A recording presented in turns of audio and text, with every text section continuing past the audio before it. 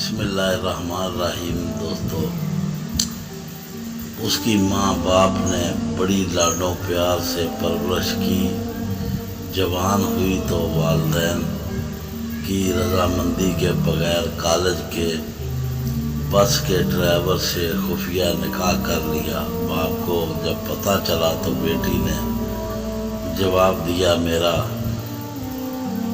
نکاح ہو چکا ہے، بہتر یہی ہے کہ آپ اپنے ہاتھوں سے مجھے رخصت کر دیں، ورنہ میں خود ان کے پاس چلی جاؤں گی۔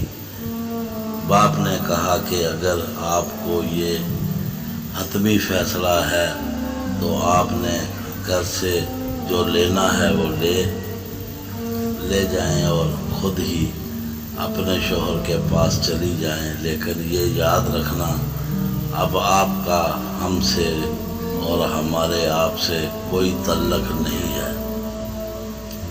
آپ ہمارے لیے مر گئی اور ہم آپ کے لیے۔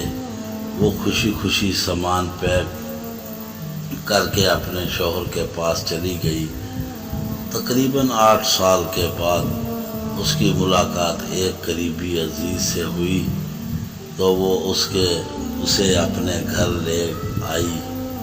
خیر خیریت دریافت کرنے کے دوران اس نے زار و قطار رونا شروع کر دیا۔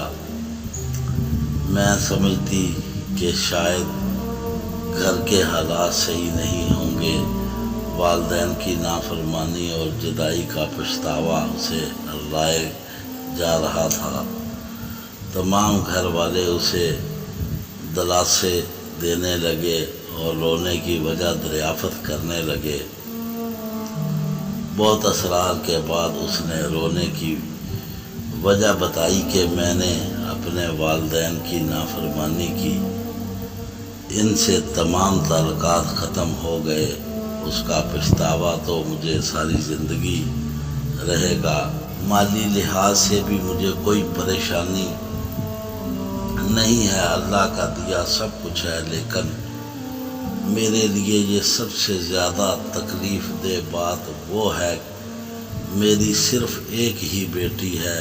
میرے شوہر جب نماز پڑھنے کے بعد دعا مانگتے ہیں تو میں نے چپکے کئی بار ان کی دعا سنی ہے۔ وہ روتے ہوئے اور گڑ گڑاتے ہوئے اللہ پاک سے صرف ایک ہی دعا مانگ رہے ہوتے ہیں کہ یا اللہ میری بیٹی ماں پر نہ جائے، یا اللہ یہ ماں کی طرح گھر سے بھاگ کے کبھی شادی نہ کرے، یہ اپنی ماں کی طرح اپنے والدین کی عزتوں کو کبھی رسوا نہ کرے۔ یہ تمام دعائیں میں سن رہی تھی اور یہ سن کر میں زور سے رونے لگی۔ مجھے بعد میں اس غلطی کا احساس ہوا کہ کاش میں ایسا نہ کرتی، اپنے فائدے کے لیے اپنے والدین کو رسوا نہ کرتی اور ان کی نافرمانی نہ کرتی، اپنے والدین کی خوشی میں خوش ہوں، کیونکہ وہ بہت کچھ اپنی اولاد کے لیے سوچتے ہیں، وہی ہمارے حق میں بہتر ہوتا ہے۔ ہمیشہ اپنے والدین کے ساتھ رہیں اور ان کی خوشی میں شامل ہوں۔